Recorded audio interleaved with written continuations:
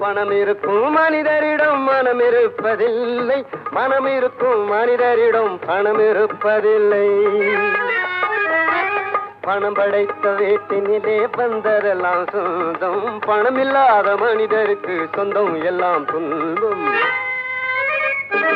புத்தியுள்ள மனிதனெல்லாம் வெற்றி காண்பதில்லை, வெற்றி பெற்ற மனிதனெல்லாம் புத்திசாலி இல்லை, புத்திசாலி இல்லை.